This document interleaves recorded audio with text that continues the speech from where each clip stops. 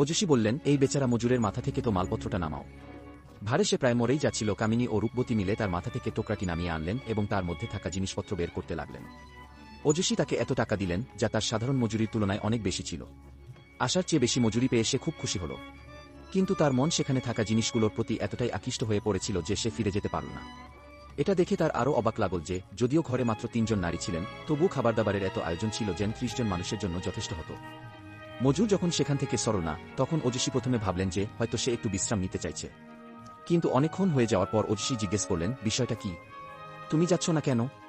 তোমাকে কি কম মজুরি দেওয়া হয়েছে? রূপবতী, এটিকে কিছু টাকা দিয়ে বিদায় করো।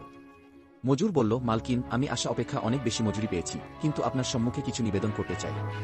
আমি জানি আমি যা বলতে চাই তা ধৃষ্টতা, কিন্তু আমি আশা করি আপনি আমাকে ক্ষমা করবেন এবং আমার কথায় রাগ করবেন না।